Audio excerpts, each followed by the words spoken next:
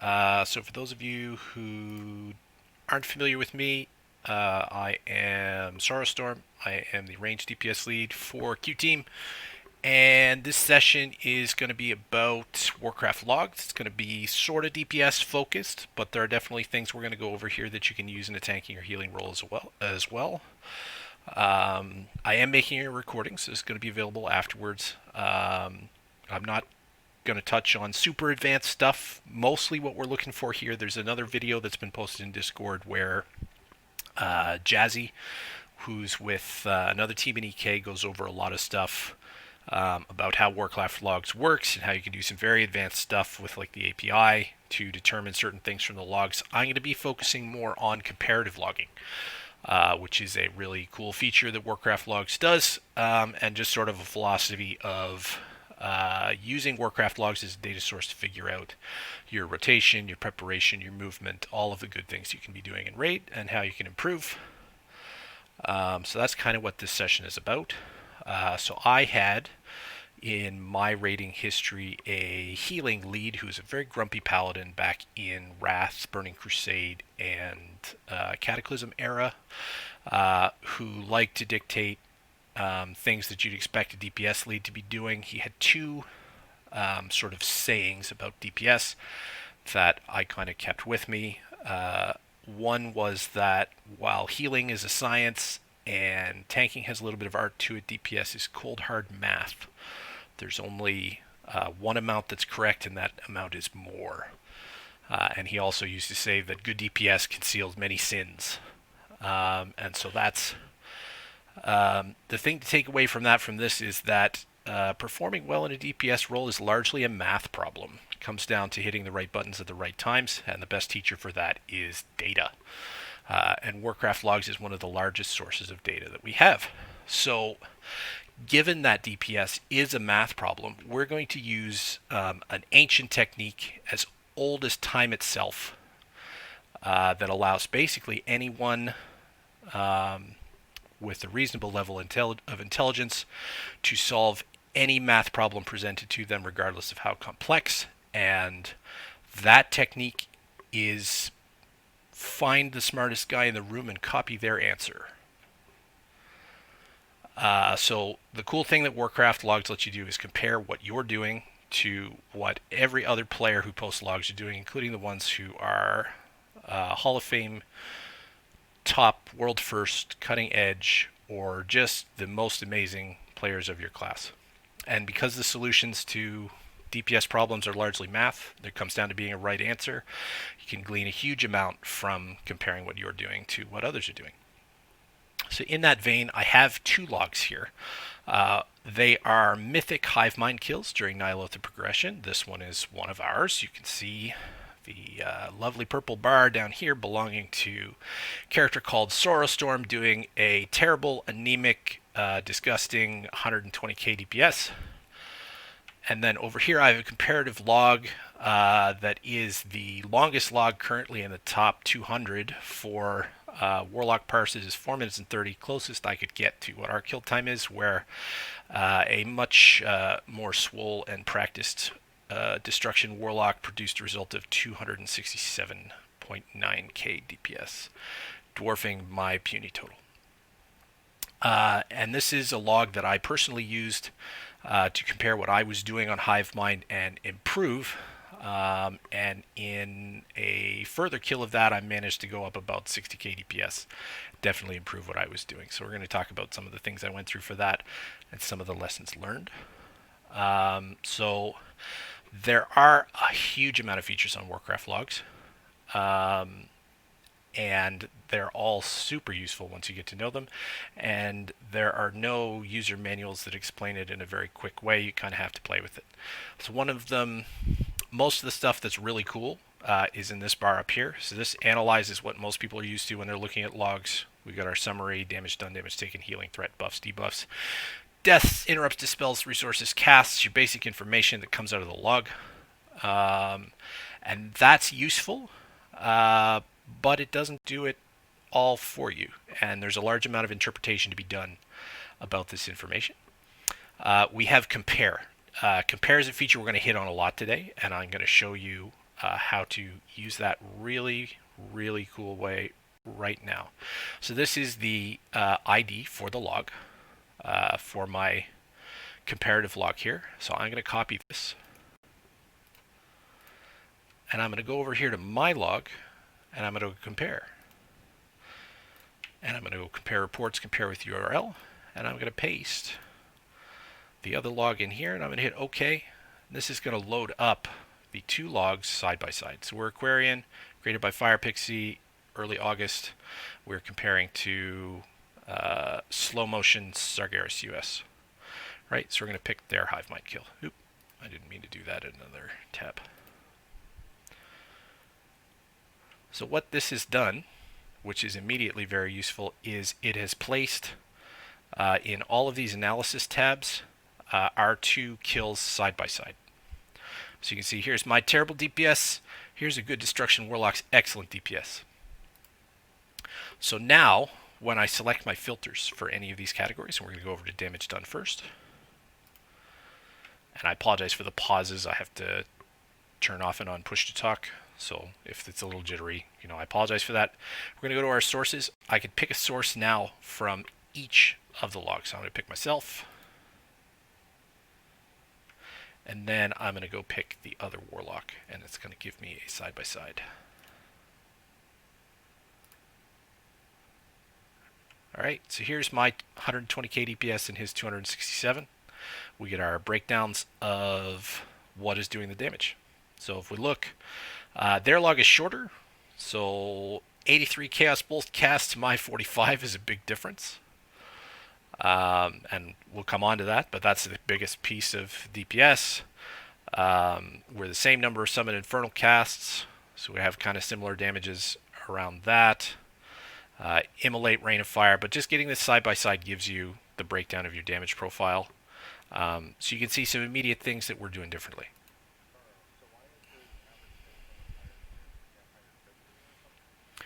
That's a good question. So we can go over to summary, and the summary is going to give us what we comparatively came in with. So you can see the stats here. We're both stacking up haste. He's a little higher than I am on the haste, but I actually have about 4,000 more int than he does, which is interesting. This is an aggregate over the thing. So one of the things that's different between us, if we go down, is I am using an Ashara's Font of Power, and he is using a Manifesto of Madness. 485 Manifesto, which I don't have, obviously, and I have a weaker, non-socketed Heroic Font of Power, and I eventually switched to Heroic Manifesto on future bosses, largely in part because of this log. So, while these are like aggregate, his crit and his verse would show much lower. His crit is higher than mine, and his verse is much lower than mine. My int shows higher because of the uptime on font and what that does to my average int throughout the thing. His crit and versatility are actually significantly higher than they appear in here because of the effect of that trinket.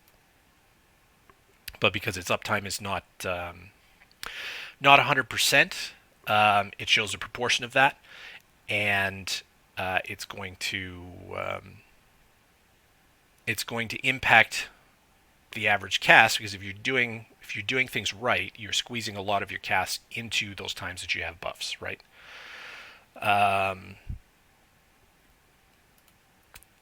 Also, I'll take a minute, because Karagar decided to do this, and I haven't made fun of him yet, to say that mages are cheaters, and they don't count. Anyway, yeah, so the summary tab, so we'll kind of talk about that. The summary tab here shows you the setups, right? And we can do a comparative setup. The summary tab is useful in another spot in Warcraft Logs. So I'm going to go over here where I don't need my comparative log anymore. We're going to go down to rankings. And we're going to go down to Hivemind and look at the rankings for that. So, like, the first thing we do here when we're looking at what we want to do, so you can see if I have all classes selected, the top is all these mage meter cheaters. and it's not close, right? Everybody who understands mage mechanics understands the auto spread on ignite and the ridiculous pumping of mastery that you can do in an essence world. Means that fire mage dominate these fights by doing irrelevant pad damage to all of the little adds with their ignites automatically when they burst on the boss, and it's totally cheating and shouldn't count.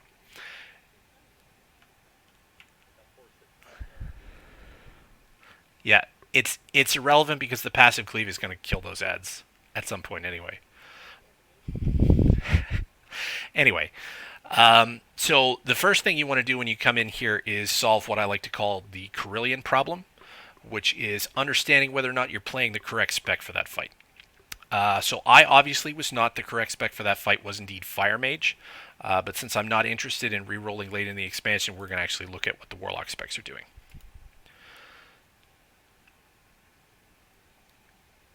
So if we go to just Warlocks on Mythic Hive Mind and we look at the parses, we can see the top is about 340k DPS.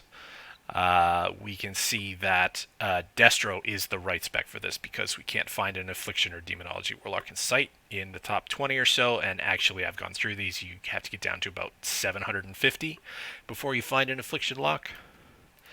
So comparatively, if we go over here and select Affliction,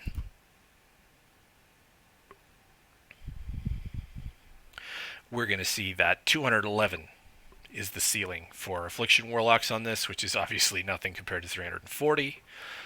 So we're clearly playing the right spec. Thing I'll highlight here is there's a top 100 breakdown when you select a spec in this view. So if I go to Destruction Locks, knowing that they are the correct spec for me to be playing right now, I get a top 100 breakdown of talents, trinkets, Azurite powers, essences, and corruption, and how they're used. Obviously, this is going to change. When we get into Shadowlands, we're going to see Covenants, Conduits, Legendaries in here instead of all the Azurite BS. But this breakdown gives us an understanding of the consensus or the presence of multiple builds. So if you look at talents for Destrolock, you're going to find a consensus. Erad, Internal Combustion, Cataclysm, Grimoire Supremacy, Dark Soul, Instability. So all the talent tiers that have throughput impact have basically 100% of one set of talents. There's no choice. If you came and look at this in August, not nearly August, but July, June, and before, you would see some different talents in these first two rows. You'd see the presence of some amount of backdraft and some amount of reverse entropy, because there's a haste breakpoint where when you reach that level of haste, you can no longer do things with the additional backdraft charges from those talents or the additional haste from reverse entropy. And I apologize, the talent is not named backdraft. That's the stack it gives you. But you would see that, and you'd see multiple builds here. So we have some differences in builds when it comes to major essence. There's basically two. There's Vision of Perfection for proc infernals, or there's Memory of Lucid Dreams for bigger infernal windows with extra shard generation. And you can see Lucid Dreams falling off, which would have been a higher percentage earlier. Same reason. You get up to certain levels of haste that were available with stacking expedient corruptions, and you just do not... you don't have the ability to spend the shards fast enough in the high shard gen builds or the high haste builds. And you reach a cap, at which point the stuff that makes your stuff hit harder instead of cast faster becomes better. Things you can glean from this breakdown. And then if we go down, we can see what the individual players at the top are playing. This down here becomes more useful because you can see combination patterns, right? So you can see the guys with Font are using Strife, whereas the guys with Manifesto are using something else. There isn't that correlation here, but you get to see the things side by side in what they're doing, and the importance of that corruption's over here, by the way. The importance of that is you get to take these percentage breakdowns and contextualize them to see if there are combinations that people are playing. And again, with the corruption powers. So That's an important way you can kind of see at a glance what the builds look like, because all the guys at the top are going to be fairly similar because they're just optimal answers to DPS questions. And you can do it on a fight by fight basis, but it's a good at a glance way to figure out if you're set up right coming into the fight. So I'm using the same build as those guys.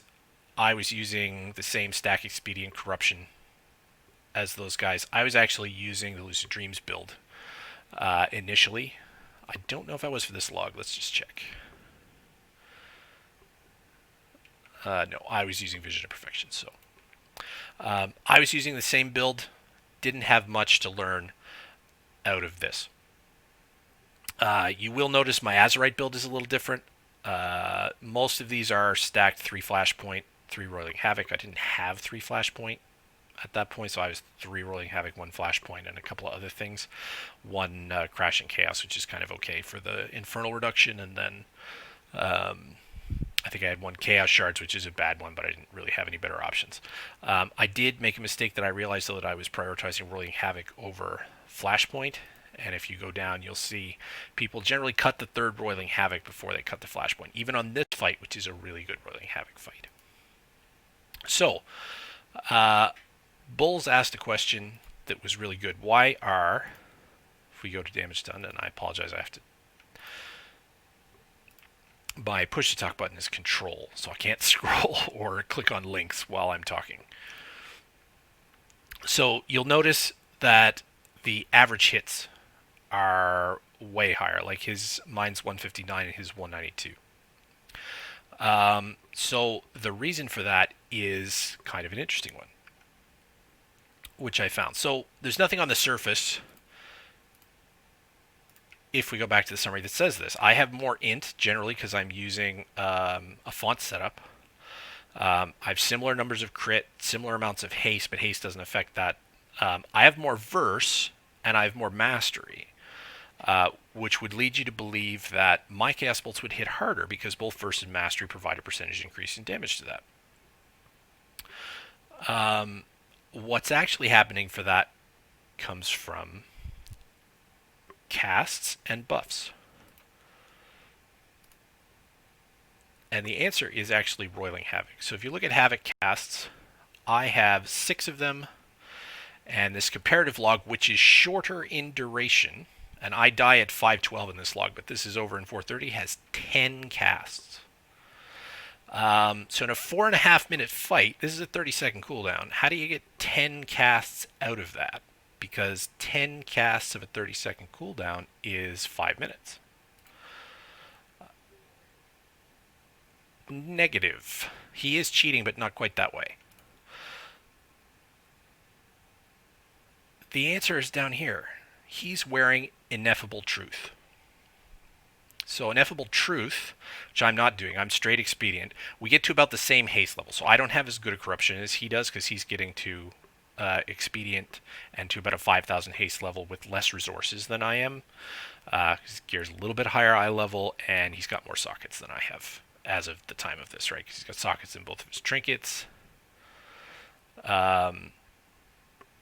So that is the difference. Is he's using Ineffable Truth, and it's reducing his cooldown of Havoc to below 30 seconds. So he's getting more Havoc casts than I could possibly get because of his Ineffable Truth. So Havoc triggers an interesting buff called Roiling Havoc, which is an Azurite power, which gives a large intellect buff for every cast you replicate with Havoc. And if I go over here to my buffs, and I look at that, and I'm buggered by the control thing again.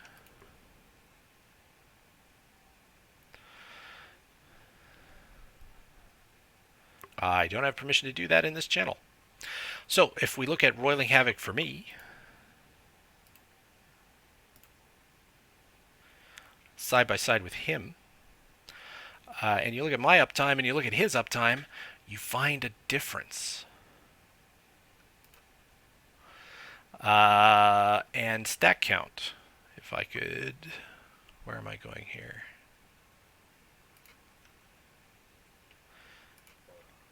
Yeah.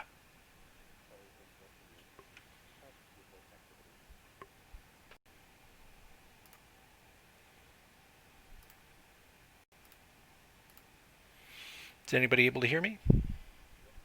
Oh, looks like I can. All right. Well, that's excellent. I'm just going to go back here.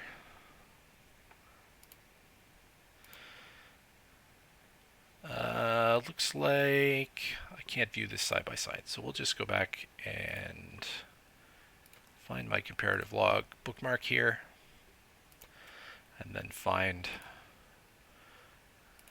my log.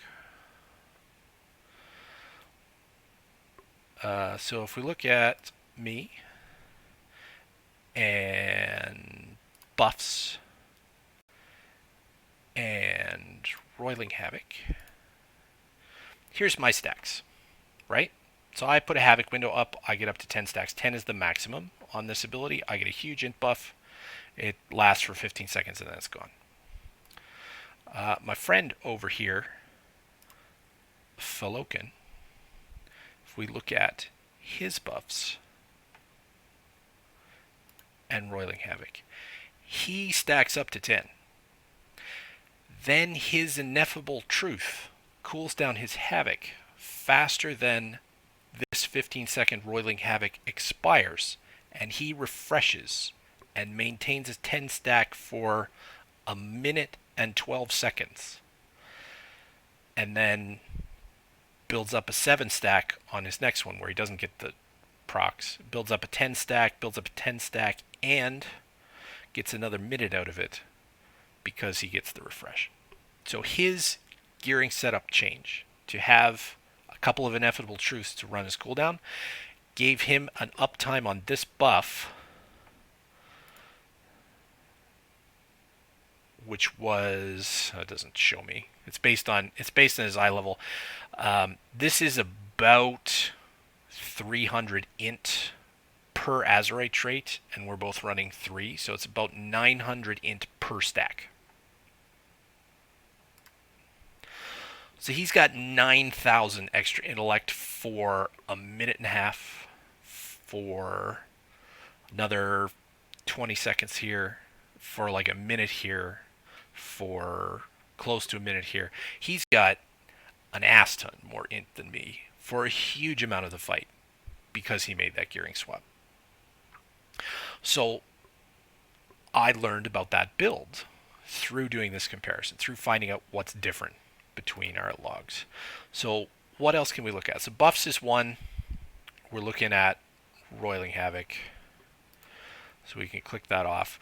We can look at our other buffs here side by side. We can see when time warp was used and how we affected it versus heroism up here.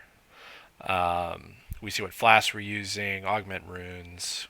We can see what our lucid dreams procs were. We can see how often our trinkets procced. We can see how often our Azerite stacks went. We can also compare casts.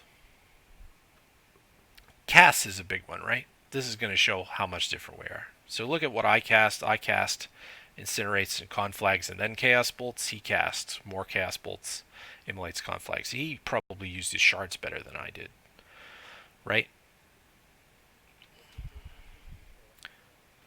So if we go back to the summary, our comparative haste, you can see I was at 49.53, he was at 51.85. So there's definitely a, yeah, it's comparable. So it's definitely him playing better than me, right? So I can definitely look at my casts here. And when I went through this, what I figured out was largely that the difference in our raids was that I was prioritizing add damage a lot harder than he was because this was a rekill for them and he knew that cleave was going to get them down. So there wasn't a whole lot on that. Like if we go to damage done and then we go to and an interesting thing about this is you have to select the targets from both raids, right? Because this is the Akir Darters in our raid and this is the Akir Darters in my comparative raid, right? But you look at Akir Darters, he did 9,000 DPS to them. He largely ignored them, threw up some immolates to get some funnel damage on the boss. And I hard swapped to them with Chaos Bolts, and I held Havoc's past his cooldown to use them on these ad waves, or to use them against the Ravagers, and he didn't. He was in a comfortable position where he didn't need to be contributing that ad damage to get the kill, and that was a large difference in what our casts were, right? So if we then transition this to boss damage, and we go to Khazir, right, and we look at his Khazir, I did 17k to that boss over the course of this fight. He did almost 80, right? So he was definitely drilling the boss, and I don't take that as a judgment against him because he's on his umpteenth kill and I'm on our second kill in these comparative ones, right? So obviously he knows his raid team is gonna nuke down all the ads that need to be nuked down very handily, and he can just focus on doing damage primarily to the bosses. So again, 29k, 126k. That's where the difference in a lot of our casts come up, but it's important to be able to recognize that too, right? Because we want to be able to complete the encounters first and foremost and do good DPS kind of secondary, but it's important to understand that difference in the logs we're looking at. When you look at the top parsing logs, you're always going to get people who are doing things that provide a meter level damage increase but don't necessarily provide the best chance to kill the boss. And some of that you're going to have to accept, but it's important to be able to identify where that is the difference and why that is the difference and how much of that you can leverage to do more damage based on what they're doing versus simply continuing on your path and getting what you believe is the most push towards completing the encounter. So Roiling Havoc one is a really good example because I learned there that, I can gear differently coming in here, and then I can use my very short cooldown Havocs on the boss because there's no ad targets necessarily when they're coming up, preserve my stacks, and still have a huge amount of damage to put into those ads. So that was a cool thing. So this compare function is kind of what we're looking at here. When we want to take a look at what we're doing mechanically, there's a mechanics tab over here. And this is not going to be fleshed out necessarily during progress. It's not necessarily going to reflect a good analysis right out of the gate because there's some time for people to learn the mechanics of the fight and learn what are indicators of badness and produce these things because they're sort of pre-canned. We can use some of our knowledge to do that ourselves with like damage taken. But like basics, potions, he used 2 potions. I was a baddie, I only used 1 potion. This is actually because I died before the final burn where I was going to use the second potion, but I was a baddie, that's how it is. I use my health stones, he probably didn't have to. So these basics are going to show up all the time. They're good things to check on. Did you get melee to death? Did you have a slow death? So I had a slow death, quote unquote, but if we actually go to deaths, and this is obviously so I don't get on the healer's bad side, the actual problem with my death is this melee here. I got meleeed by an Akir Ravager because I pulled aggro on it late in the pull, and that's why the Devouring Frenzy actually killed me. It's pretty hard to heal 1,000,000 damage in a couple of seconds. So this melee by the Ravager right before the Devouring Frenzy finished channeling was what did me in, and it wasn't. Slow deaths are normally what you look at if you're going to say, well, that was a healing problem and the healers need to be better or have cooldowns time for this mechanics. But this one is I pulled aggro and my squishy Colossus ass got smashed by an Akir Ravager. We might have had a tank death there. That might have been why, but like that's how we tell it's not a healer problem. We can go into our death log, which is really interesting, and see our health over a period of time. Right? So this qualifies as a long death because there are a very long amount of time, almost 12 seconds, between my being at full health and getting back to full health or getting dead, which is what triggers it. And I don't get a lot of healing during this time, but this is a very chaotic fight, and it's right at the end of it when the healers are very much triaging. So it's not altogether unexpected. You're going to see a lot of mastery chaotic energies in here. This is my spammy RNG because math tastes great. Mastery, absorbing some damage from what I take. Totally unreliable, shitty ability that I wish they would change, but it does stuff, right? So I got some lethal strikes heals. I have my soul leech, which is single target damage spells, give me a short absorb shield. Had some regrowth, had some leech, had a lot of chaotic energies. Didn't get a lot of attention over this period of time, but also wasn't really in a lot of danger until I got meleeed by the Ravager, right? So the death log is useful there. We can check debuffs both on ourselves and on allies. As well, there's a threat tab here. I haven't actually used this much. There's healing if you want to look at self-healing, or if you just want to look at throughput from a healer perspective, you can do the same sort of side-by-sides. If we look at debuffs, is there anything interesting? I don't think I got hit by any lovely Megans. Neither did our friend here. They have a logic loop, a set of Mechagon rings. There's another reason why they have slightly higher stats than I do, particularly on haste. So you can see corruption stuff in here. So I only had a few eyes and a few Grafspring tendrils. There's actually a pretty good pull given it's 6 minutes long, and I was definitely running 40 plus corruption in that one. So not getting any things from beyond, getting hit by any of those was good. The other thing we can do with comparative cast, which is easier to do with two windows. So I'm going to show our buddy here cast, and I'm interested in this initial sequence. So you're seeing Chaos Bolts now, but we're going to throw up Havoc. We are going to change the graph from separate to stacked. No, let's...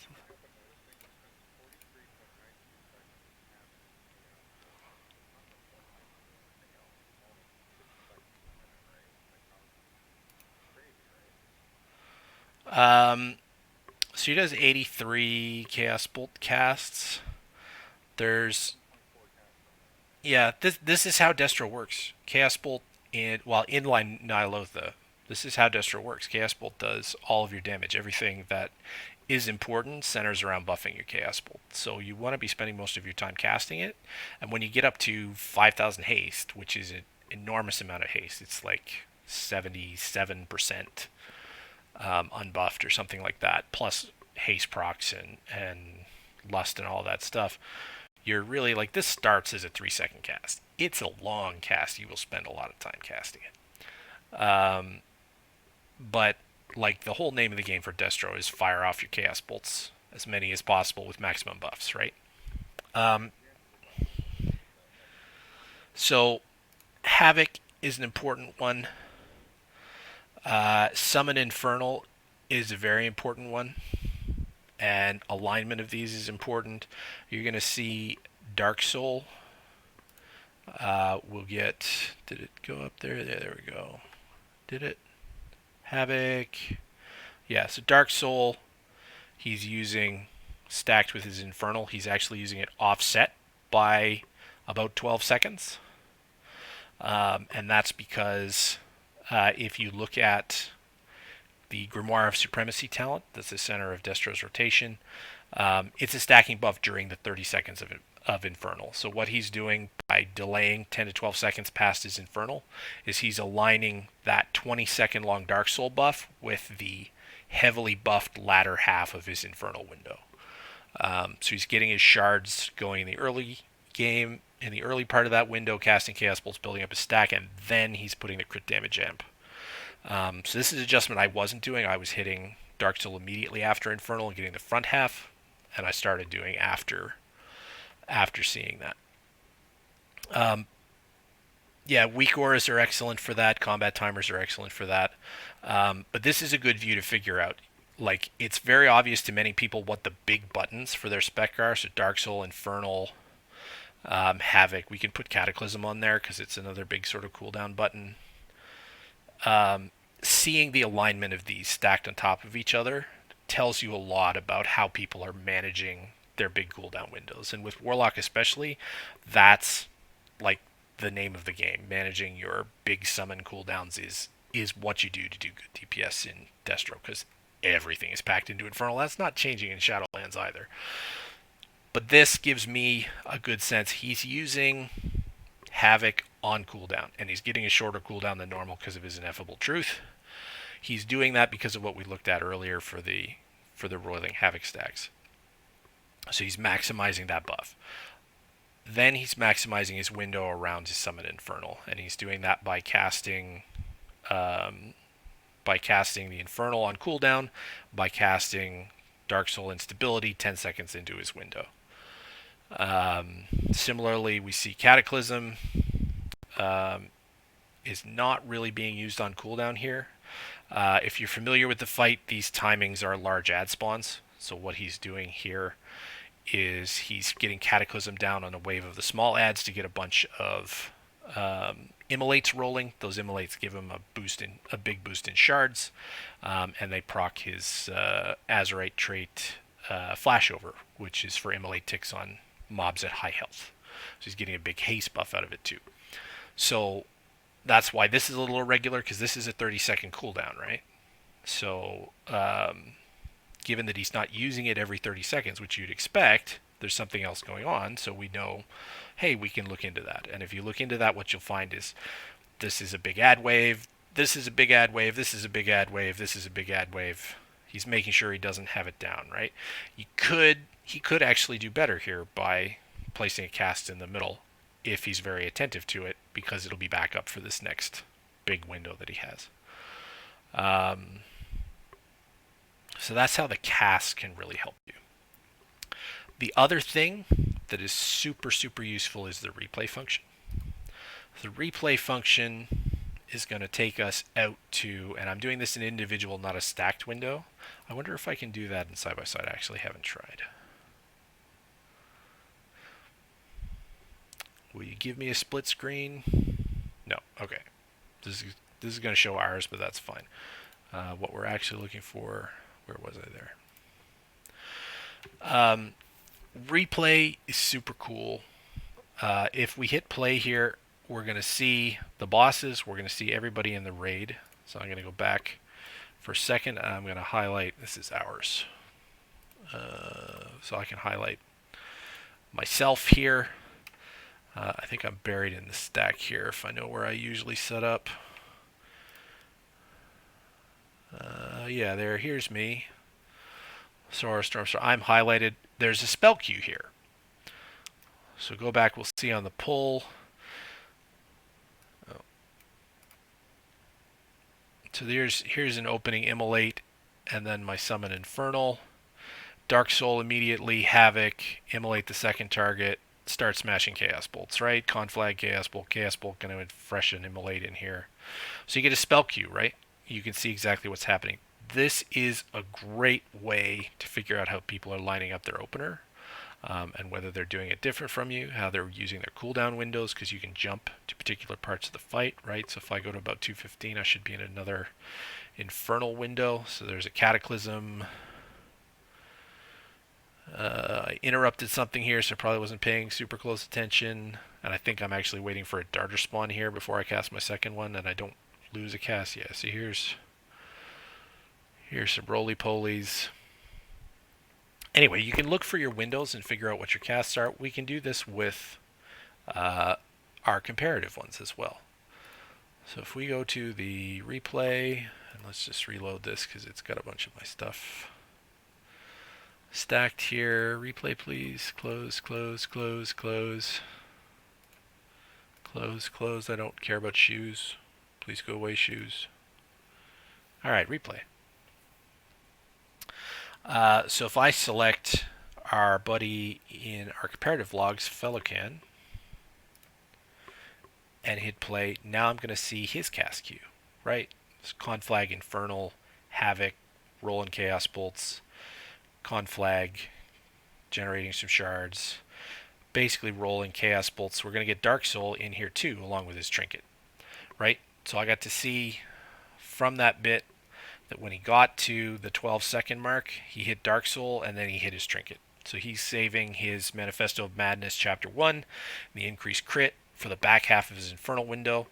So this is 10 seconds long, and then we get a 10-second versatility buff on the back end of it. So it's a 20-second long trinket use, so he's lining it up to have that back 20 seconds where he's generated some stacks to get maximum burst. Right, so we get to see his usage of that. We get to see what he's targeting. You're going to see that he basically tunnels the boss the whole damn time. Right, so here the ads are spawning. He'll throw a cataclysm on them at some point here to get a bunch of immolates rolling and basically let the mages in his group burn them down, because we've already talked about that loveliness. So he's switched to the drones. That they're up, but he's not doing too much to them before they go down. They're getting handled by this blood decay is gripping them in, and then their melee are taking them out. And then he's kind of back to the bosses, because you're in Tegris managing his stuff and havocing them as hard as possible. So that's a piece here. We have darters. We'll see how much switching he does here. Not a whole lot. They're getting gripped in. They're getting punished by the melee. They're in a nice tight rank. So he's just basically on the boss. So we understand from that how he's going about it. We understand from watching this dot here how he's doing positioning, right? Where he spreads out to, how he keeps himself in range. This is obviously not going to track every time. If we stop this and we go back to our kill and we look at where the bosses are positioned, completely flipped, right? So the bosses are going up here versus they're pulling them to the door. So the position wise, we don't get a lot out of it. But if there's a standard positioning and you're following the same sort of thing as that kill, you get a lot of information about where you can stand to avoid harm from watching the replay. And we get our nice cast sequences here. And this tells us a lot about how we're using windows, how we're using, when our periods to do maximum DPS are, when we're hitting our cooldowns, how we're managing that throughout the fight, and how we're giving ourselves, by positioning, time to cast on the things we want to cast on. So there's a lot to be gleaned from doing comparative logs there as well. And this replay feature is just no end of use.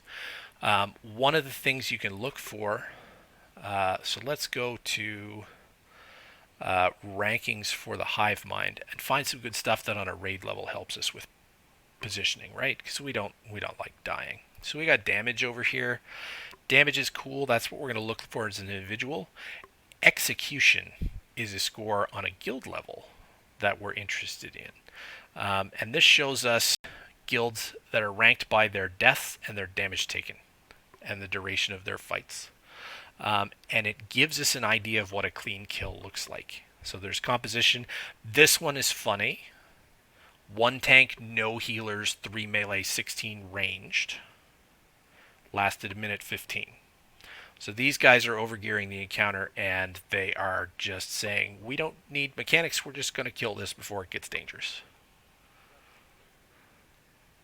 This is a kill with the second highest execution rating with 0 healers.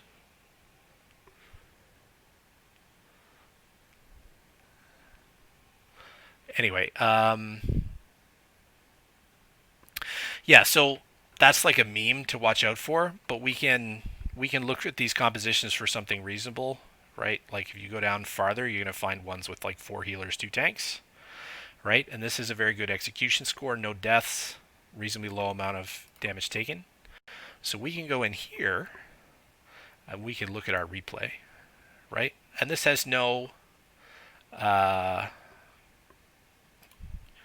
thank you, ads by Google, I hate you. I would like to stop. Yeah. Anyway, yay, ad blocker working so well. We can go in here, and if we're not covered in ads, we can see the positioning of these, and we can look at people in our role, we can look at people in our spec, and how they position and how they react to mechanics. So there's timing at right around 125, where this fight gets really dicey. And we can see them going in with not a lot of ad spawns, and then we get this ad wave, and then we're going to have some overlaps with the roly-polies. You can see how everybody brings their ads in nice and tight, except for this mage who's totally cheating and being a douchecock. They get run in nice and tight. They get burned down real fast. The roly-polies spawn, and these ads are almost gone. And people, use that tight stack and then dodge when the roly-polies start moving. Here we go. And the second wave, so it doesn't show the roly-poly path, which is kind of bad. But you can see how the positioning is done, where the bosses are moved to. You can pay special attention to the tanks. So you have, looks like a Brewmaster and this here.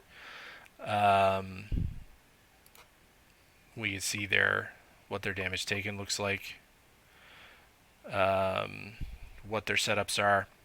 But the replay gives us a really good idea on the positioning they're using and where everybody is and how they do things.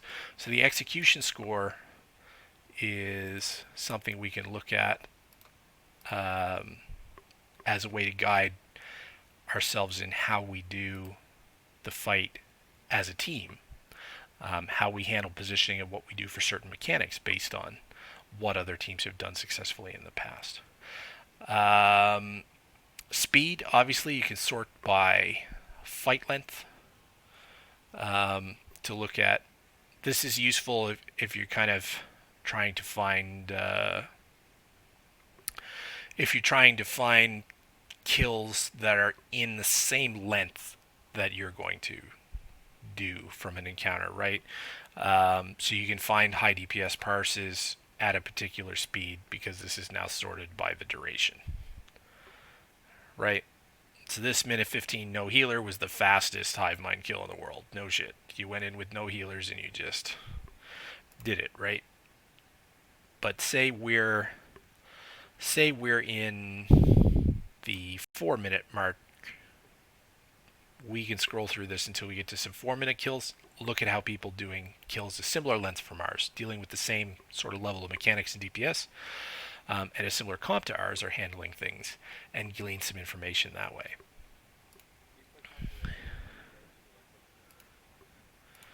I can't reverse sort this on duration because there are just an infinite number of logs, right? Including people who had people bubble into the enrage for a period of time and made it go past the enrage, or took a long time to wipe up because some idiot decided to kite for 20 seconds while everybody else was dead. So this is not a sortable column, but going into the speed gives you the ability to get things ranked by speed and find things around your speed. It's just a little bit of extra clicking. We also have weighted damage and damage to bosses. Weighted damage relies on, and it's going to be sort of execution based. This one we can sort by classes. So this gives a value to particular ads in the encounter versus bosses in the encounter, and counts DPS against them at different weights to try and produce an effect. WDPS is trying to gauge how effective you were in killing the fight based on what's important to do DPS to. So if you believe in that and it's well statted for that fight, so a bunch of information has to come out and strategies have to kind of be, this is like a post-progress stat, because a bunch of different strategies have to be gleaned for people to make a reasonable determination of what's important to do DPS to, right? People have to kill it to really show what gives you success. So those weightings are somewhat arbitrary at some level, but in the later stages you can look at that and then look at the damage done breakdown of somebody in your class. This guy's the highest WDPS value, right? And his overall value is very very high, but you can look at his damage to darters, for example, right? And there's actually not very much there, so it doesn't matter a whole lot to them. And his damage to the boss is obviously going to be large because this is a very short fight, but potentially WDPS is valuable there. And then you can look at damage to bosses, which is damage excluding AdPad. Maybe you want to look at this because you're primarily a single target spec. So if we look at Affliction, which is a much better single target spec in Nyalotha than Destruction is, we can compare who's doing the most damage to bosses. So you're going to see, because there's two bosses obviously on this fight, there's still a huge incentive to be Destro because of Havoc and all the Havoc stuff. But damage to bosses will sometimes be more relevant. Sometimes you're trying to be a funnel and you're basically doing damage to ads to gather resources to do more damage to the bosses. So if that's a strategically important part of your fight, you can look at the people who did that the most effectively, and come up with what your strategy is. So there's just a wealth of information based on what you need here. So the important things, and I'm going to go back to my analyze side here, and just going to go through summary. Gives us the whole setup, what everybody is running. If we click on a particular person in the summary, we're going to see what talents they have, what essences and powers. Obviously, is going to be covenants and conduits and the systems of Shadowlands when we get into Shadowlands. We're going to see what stats roughly everybody had going in, and we're going to see what gear was being used, what trinkets. Obviously, corruption's going away.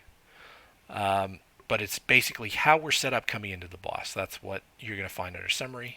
Damage done, you're going to find DPS breakdowns. We've got our tabs here for enemies, for who is doing damage to what. We can zoom in on characters and see what their damage breakdowns are, what spells are doing the most damage, what they're getting the most throughput from. Damage taken. See the things we get hit by. This is Alcy is one of our tanks, so obviously this is a lot of melee damage. If you're a DPS character, so let's go take a look at what I took damage from. You're going to see here, I stood in some acid pools, which was bad. I had some corruption stuff. I had some echoing void overlaps. Those were bad. Darters didn't get finished up in time. I took some damage from that. I took melee from things I shouldn't have pulled. Took Devouring Frenzy, which is not... anyway, but I can make... Oh, and I did have a Grand Delusion. I wonder if this is the same. It is. Okay. So I did have one...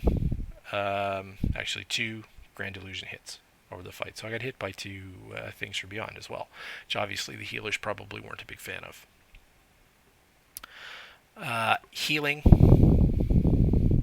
So you're going to see I did a lot of passive Soul Leech healing. I actually tried Dark Pact on this kill and used it 3 times, which is kind of cool. This is dramatically undertuned as a defensive and largely not taken, but this was a pull after I had found that I could dodge all the things without using Burning Rush. So I moved to Dark Pact. We can see that some of my passive stuff was healing, so like Strive Perfection heals you when you get an Infernal proc, Lethal Strike heals you when it triggers on things, Lucid Dreams when it refunds stuff triggers. I use my Healthstone, I use my Abyssal Healing Potion. I did the good things that DPS do to not die. Threat. You could look at how I pulled Threat on the Akir Ravager and got myself killed. Buffs is useful for determining where stats are coming from. We talked about the problem that Bulls pointed out before, how I had more int and I had similar levels of crit, similar levels, more versatility, similar levels of other things. So why were my Chaos Bolts not hitting nearly as hard as my Comparative Logs Chaos Bolt? And we found, of course, he had more Havoc casts, he had more Roiling Havoc stats, so despite showing a lower int, his effective int was a lot higher, making up largely that difference, which gave me, and that came down to ineffable truth, that gives me feedback on how I can set myself up in the future. Debuffs, probably not as important on this fight. So we have all sources to narrow this down, and I think these are gonna... Oh, okay, and you can go into abilities here. So Acid Pool, Exhaustion Eye, Corruption, Grasping Tendrils, etc. There's not really a lot of interesting debuffs on Hive Mind, but in some cases, if you need to figure out where you're getting something and what is happening, like if you find something in a kill log or in a death log that did a lot of damage to you, you can come in here, find that ability on debuffs, figure out when you got it, what you were doing wrong about it, and all the tooltips are here, like Exhaustion, Eye of Corruption. That can give you some insight. Deaths. We talked about my one death. If we look at This is what a death log looks like. We touched on it briefly. Down this at the top, 0 seconds is when you died. The one right below it is the killing blow. This is going down in time in a non-linear fashion, right? So this records back until the last time you were at full health. So some of these will be very short. What you're looking for is the large sources of damage nearer to your death, right? So right here, where I get meleeed for 70k by a Cure Ravager, that's what this death means, right? If I were to look at somebody else's death, what I'd be looking for is large amounts of damage very close to the time of death to make a determination on what kills you. This is going to make a determination that shows in the logs that Devouring Frenzy killed me, and that's because it's the killing blow. We need to dig in and go back when we look at our deaths to figure out what effectively kills you, because the last blow was a 30k Devouring Frenzy, but I was low and unmanageable because I got spiked by a melee hit, right? And that's pretty obvious. And you're going to see in your death logs when you look at those what mechanics. I actually took 2 melee hits. That's kind of funny. I tanked it for a little bit, but you're going to see by looking for large packets of damage close to your time of death what's really getting you, right? And that's an important thing, because if you misdiagnose what kills you, you have no chance of avoiding it, right? If I'm here, like if what I take away from this death is, oh, Devouring Frenzy, 12-second long thing, I didn't get healed enough, go yell at the healers, they're the ones responsible, I don't get the opportunity to improve my play by doing that, right? Because the healers aren't supposed to be healing me through Ravager melees. And maybe a tank was dead at this point, and we were trying to recover that situation with the battle res. And maybe it's not totally my fault, but like if I go try to yell at the healers for this, and any of them are any good at logs, they're going to come back and say, "Why was your ass getting meleeed by a tank killer with your squishy cloth armor? What the f are you doing, Sorrow?" And I'm not going to get anywhere, and the raid's not going to get any farther, right? Because if that was a crippling thing that I pulled that, and the answer is I need to go a little easier on that mob until it's locked in on the tank, or we need to put a misdirect there, we're never going to find that if I'm complaining that the healers let me die over 12 seconds, right? We're going to find that by me going in here and looking and seeing, oh, I got meleeed to death. So that's an important part of analysis, and you really should be taking a moment to look at your deaths, especially during or after any raid. Like if we're on break, the live logs are up in the raid logging channel. You can go take a look at how you were doing before break, figure out what you were dying to, and be better. And that helps us on the backside of that break kill that boss. Whereas, if you're misrepresenting, or if you just go at the surface level and say, well, I died to Devouring Frenzy, that's a healer problem, you don't get that. So digging in here is a really, really important skill to be able to do. And there are add-ons, Death Note and others, that will present this information to you based on combat logs in your UI that are good, but logging is going to have just more details than everything else and be able to give you better quality, more appropriate information to make the right change. Interrupts, actually important on this fight. I have some. So I'm going to click off this to all friendly so we can see everybody who is doing interrupts. So Castle Wall was our king of interrupts on this kill. Alcy was second. This makes sense because here's who has to be interrupted, and we assigned Castle as a DPS to help Alcy, who's the tank for that mob, get all the interrupts, so we expect them to be on top. I got the consolation prize of being the range who caught interrupts the most. And I sacrificed a fair bit of DPS running a Fell Hunter instead of an imp to do this, so everybody who got that kill, you're welcome. And then we have our other DPS Mongoloids here catching one Krillian, whoever this stupid alt mage is, and that terrible Death Knight over there. So that's good. Interrupting Mind Numbing Nova is just absolutely a priority. You can see our comparative logs raid group cheesed it because they had a Holy Paladin on that, throwing a or not a Holy Paladin, Prod Paladin on that, throwing Avenger Shield, getting free interrupts all the time, and he totally dominated it. And of course, their fight was like a minute shorter than ours, so they got fewer casts. So that's good. Sonic Resonance is cool because this is not actually interruptible, so this is being interrupted by a stun or a grip or something else. I would be interrupting these with Shadow Fury, for example, to keep things stunned, but this is a stop, so we get those. And then we have Mist down here. So like these Akir Darters all got to cast Sonic Resonance. We took a bunch of damage from that. That's not a super fatal thing because it's above 40,000 damage, but something you can improve on. You can see in our comparative rate, actually, they stopped fewer and had more darter damage, so they cared less about darters than we did, which is kind of a cool piece. Dispels. I don't know if this is going to be terribly relevant on this fight. Oh, yeah, there's a revival dispelling everybody. Dispel's not terribly relevant here. Resources is a cool one, and this is not the right log to look at because Karager's not on his rogue. So we can choose a bunch of different things here. So I'm going to pick soul shards for me. So you can see my raw gain of soul shards. I wonder if this has soul shard fragments. It does not. This is going to be a little skewed. This is times where I gained a full soul shard from one of my Azerite traits as opposed to gaining fragments, which is what Destro does.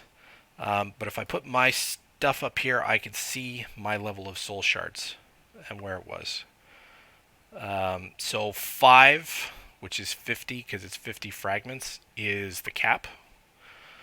So you can see I hit the cap at one point, which means I wasted a little bit of resource, but for the most part I kept my resource fairly low.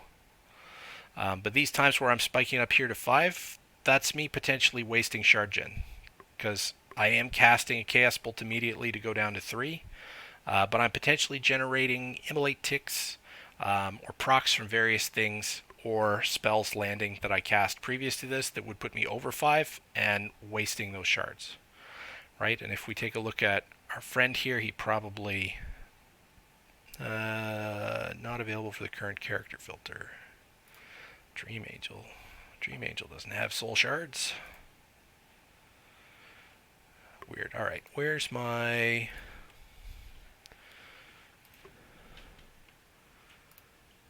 Alright, I'm going to go back to my comparative log here for a second, and I'm just going to show you, for comparative sake, without the 2 stacked.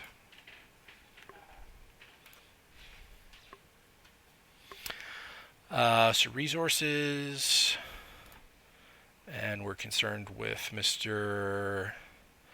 Falokan soul shards. So you can see he is his maximum. He does cap a couple of times. Shard gen gets really high in Infernal Windows and with very high haste, so it's not always possible to avoid a cap. But you can see these caps are places where we potentially squandered resources, right? So Lucid Dreams gave him some refunds. And because it doesn't soul shard bits, it's not going to show most of the stuff that he does rotationally, just the things that grant full soul shards. Rogue energy bars are a good one to look at here. I wonder if they have a rogue in there. Well, we can look at Hunter Focus. Presumably. Yeah. Right. So here's the Hunter's Focus. They're starting at 120. I assume that's standard for Beast Mastery. And this is what your focus bar looks like all through the fight. So when we get up to points like this, you see 120. Well, you capped at that point, which means you wasted some resources, right?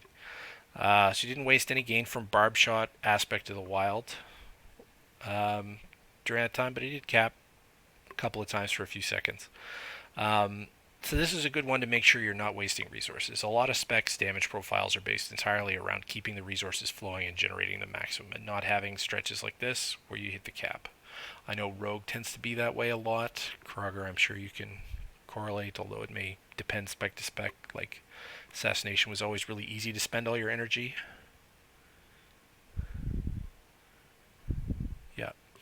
But your idea is every time you cap here, like this is a cap for,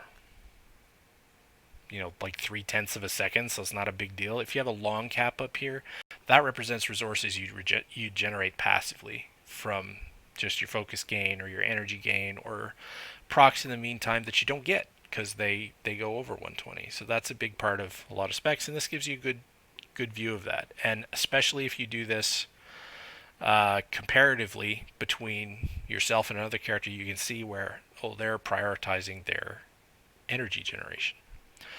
And then last on this is casts. So you can see what you do when. And this is super useful in my mind, primarily for your big cooldowns, right? So we can hit plus here and see this is when Bestial Wrath was used.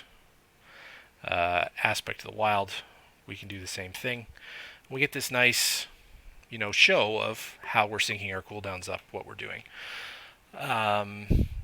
You can get really detailed in this. It becomes somewhat hard to see when you're talking about casts that are happening every couple of minutes or every GCD.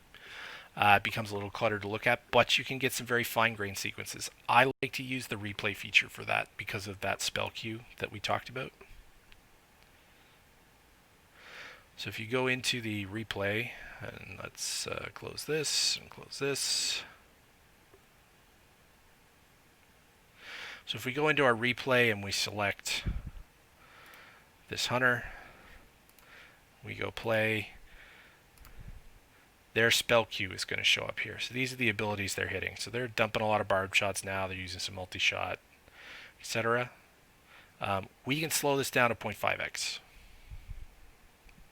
Right, so this is now doing the playback, and we can get a better look at what the spell queue is. I like to use this to figure out what cast sequences people are using, because it gives you a nice clean view of that alongside what they're targeting. Right, so you get, I cast Bestial Wrath on Tekris, I cast multi-shot in that general direction, I cast Cobra Shot, Kill Command, and so forth. We also can get the boss cast bars and so forth going at the same time. There's a lot of contextual information. I find that spell queue for the fine-grained GCD, 2GCD, what somebody is doing at 0.5 speed to be a lot easier to watch than trying to go stack up all the different types of casts and figure out what the order was in the cast window, right? Last thing I'm going to talk about is this ignore events after player death. So this is super useful in a different context. So I'm going to go to our log on its own for a second here. And I'm going to look at deaths. But I'm not going to look at the kill. I'm going to look at the 11 wipes we had before we killed it that night. Alright. So I got all deaths. Now I'm going to do something fun. I'm going to put ignore events after 4 player deaths. And that is going to filter all of this information based on things that happened before 4 people in the raid died. And what I'm looking for here is who died before we had a wipe on our hands. Who died before all was lost. Right? Because obviously there's a ton of deaths we don't care about after the raid leader says wipe it up and everybody jumps off the cliff or stands in their favorite mechanic. But by using this filter, I get to run this down to things that occurred when we still had a fighting chance of finishing the fight. And so what you want to see down here, these are the players that were in the raid and the pulls they were in for. You can see I was late to raid that day. I forget why, probably working late. But I had a bad death here. We were 63.5% of the way through the pull. So that means I died quite a long ways before a wipe was called. And then I had 2 more sort of questionable deaths. So that gives me a list of deaths to look at. I can go here and go immediately into my death log and see what the hell was I doing wrong. And I can immediately see acid spray. I got run over by stupid roly-poly. and then didn't kill me outright. Did not kill me outright, but the Devouring Frenzy happened immediately after, and I had the 50% extra damage taken buff from ye old acid spray, and I got clobbered. So that was a bad death on my part. And if you looked at any of my logs in these, you could tell getting flattened in the face by a roly-poly is my favorite way to die on this fight. Because I'm a tunneling baddie. Anyway, if we take that back, though, from a raid perspective, we get a good example of who's good at avoiding mechanics. Has nice hundreds across the board here, only dies when we wipe. Which is good unless you're a mage named Kroger, in which case it's cheating. That's right. I'm glad everybody else is on push to talk, so when I make jokes like that, I don't get a laugh track. And I feel like the jokes were too mean and didn't hit. I hope some of you are actually amused by my humor. So I've talked for a good long period of time now, a little over an hour. So I'm going to open up the floor a little bit. Was that informative? Do you guys have any interesting stuff you'd like to know or delve deeper into? Sure.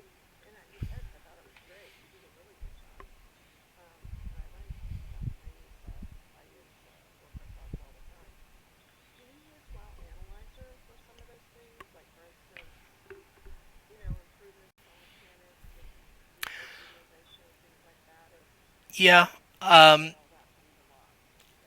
generally use Warcraft Logs. WoW Analyzer doesn't have a lot of the contextual information. Is what I'll say about it. It's very good about tagging the events where you take damage, right? Or finding downtime in your casts. Sometimes that information is useful. Sometimes it's going to lead you in the wrong direction. And I find I need the contextual information to make a good judgment. So I tend to go in here. Most of what you're going to find in WoW Analyzer, you'll actually find are the mechanics of this section fairly quickly, right?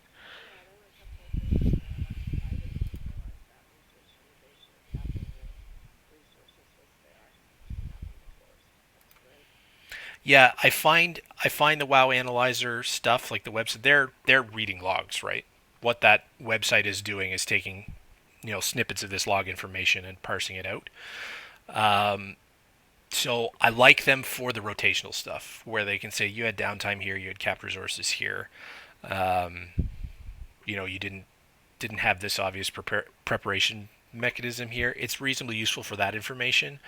What you got hit by a lot of the times is context sensitive. I mean, obviously, acid spray is just I suck at dodging, so I get hit by these a bunch, and that's just something I need to improve. And to be honest, like my adjustment for that when we got the kills to be better on that, because if you go further back in the log before we had our first kill, I have some terrible, terrible acid spray logs to my name, which I'm not proud of.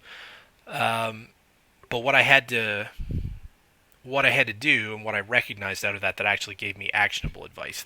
So to crystallize my criticism of WoW Analyzer and its ilk is without context, that information often isn't actionable. You've done something wrong. You don't know how to improve on it. So what was contextual for me that helped me with acid spray, right? So if I go to debuffs and I bring up corrosion, which is the effect of acid spray, right? You'll see where it happens. This is 141. That one's 325. That one's 141. That one's 238. All the ones that I die from are like 141 and 320. And they come just before Devouring Frenzies are about to hit. So what I found is when I die to that mechanic, so what the 141 and the 340 have in common is the prelude and the follow-up. So I die to that mechanic because I get the debuff. The debuff makes me take extra damage from Devouring Frenzy, and I die in the next Devouring Frenzy. The fact that the ones I get hit by immediately ahead of a Devouring Frenzy are the ones that kill me, tells me that. The fact that I get hit most common on the 140 and the 341, I looked back and those correspond to darter spawns and they're roly-poly waves in the early phases of dealing with darters. The hardest part about a Destro rotation, the part that takes the most focus, is setting up your Havoc window, because you have a very, very short, very important window to swap targets twice. You got to get to the off target, put Havoc on it, and get back to the primary target. And in a fight as much of a cluster as Hive Mind with ads everywhere, that's not trivial, right? So what I found is most of my deaths come from the darter waves that overlap with the roly-polies, because my attention is laser focused on setting up my Havoc window on the darters to get them down and to do good damage to them. So I had to back off from that, and on those waves hold my Havoc and the setup and the attention that that takes to after the roly-poly wave had finished. And it didn't impact my damage on the darters overall. It delayed it a little bit. But it gave me the freedom of attention to do that dodge properly and not do embarrassing things like yell, "It's darter time" in Discord and immediately get flattened. So like that contextual information of, my hits occur at this time in the pulls helped me figure that out. And that's not something I'm going to get from a WoW analyzer. It might lead me there, and that's why that tool is still useful for people. Like, it might lead me to dig deeper into, okay, well, corrosion and shit is killing me all the time. What do I need to do about that? But it's the contextual information that makes that data actionable for me as a raider. Lets me create a real strategy around fixing that play, make adjustments to my routine that makes me better at dodging that mechanic.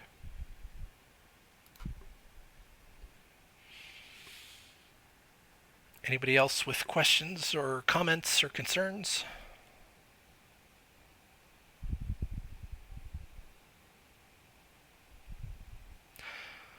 All right, silence is golden, so I'm going to stop the recording and I will get that uploaded and linked in Discord so people have reference access to all the information we discussed and the good stuff that can be gleaned in it. And I'm just going to say one last time for the record that Fire Mage is cheating and doesn't count. So thanks everybody for coming out, and hopefully everybody got at least a small tidbit of things that you can do with Warcraft logs that will help you personally do better in raids.